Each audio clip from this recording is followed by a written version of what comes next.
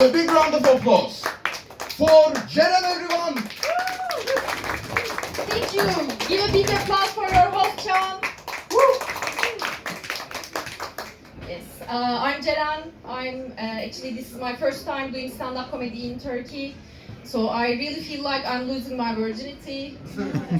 I'm really excited. Yeah. So, but I said Turkey, but everyone knows that now it's called Turkiye, right? Because Turkey cannot fly. Yeah.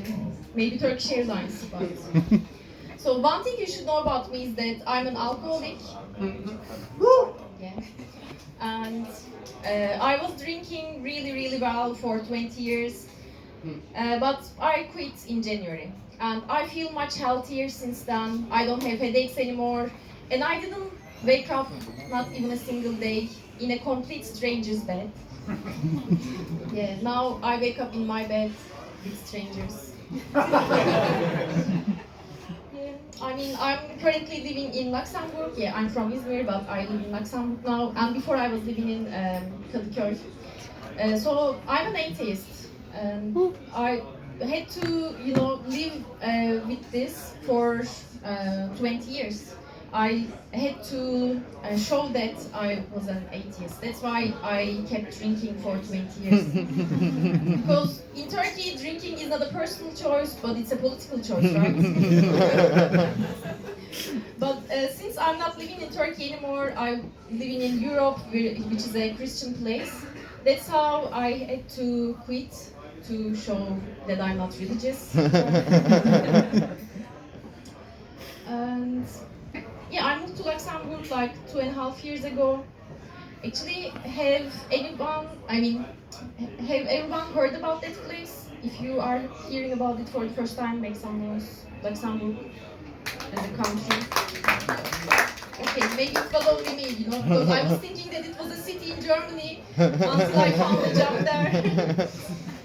So yeah, at the beginning I was thinking that I was going to be an expat. I found that job in Luxembourg, the richest country in Europe. But soon I found out that I'm just an immigrant. The only time that I feel like an expat is the beginning of the month. I receive my salary, and I feel quite proud of myself because I make 5, even 10 times more than I could make in Turkey, right? But after paying my rent and like doing shopping, I already don't have anything left. And I'm looking for the cheapest lunch in the city for the rest of the month. Actually, yeah. Can you guess my age? No, I will tell you. Okay. 24. Thank you, yeah. So let's say 34. And I'm 34 years old and I'm living in a studio that is smaller than 34 square meters. But I still have hope that if I can add 1 more square meter per year, I may be living in a decent place by the time I'm 90. Yeah. So when I went to Europe, I was meeting with people, and most of the times I was getting a reaction, something like, "Oh, you don't look Turkish." And I was at the beginning feeling good about it, I was like, yeah, I don't look like Turkish. That should be a nice thing. But if you really think about it, when someone says that you don't look Turkish, it feels actually like they say, "Oh, you are not that ugly." Otherwise, what would it be, right? What would it mean looking like Turkish? And before I wasn't aware of it, but when I moved to Europe, I realized that Turkish people are racist.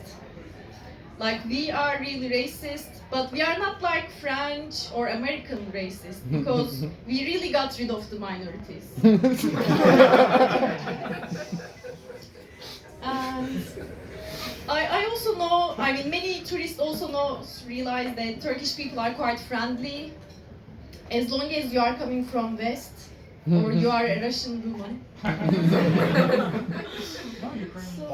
Or Ukrainian, exactly. And one thing that I'm realizing, the friendliness of Turkish people, like how we express our friendliness, is that we try to translate things to English, right? Or we try to speak the tourist language. At least if they try, we also contribute. So one thing also we translate is the prices. Like one thing, entrance to museum like 10 Turkish liras. But we also translate it to euro, and it's become 10 euro. Yeah, we are that friendly. And as a Turkish person who lives abroad, I realized there is a new price range for this group of people. That's like in the middle of two Turkish prices and tourist prices. Because at the beginning, because you're in a touristic place, they think you are also a tourist, a foreigner, and they start to talk to you in English. Hey, hello, and you reply in Turkish like merhaba, aleykümselam, and they get confused like what will be the price for this person now? And they end up saying something like 5 euro. Okay. So yeah, I would like to finish by talking about the life in Luxembourg. So after living in Istanbul for 15 years, I found that life in Luxembourg or Europe in general is quite slow. Like, you have to wait for everything. Starting from the visa, from the beginning, right? When I applied for the working permit, it took almost 4 months for me to get the visa. And finally I was there, I started working, but then you have to wait for the trial period to end. In Turkey it's only 2 months, there it's 6 months. So you have to wait for that too. And if you went there single, you wait for your love of life and it never comes.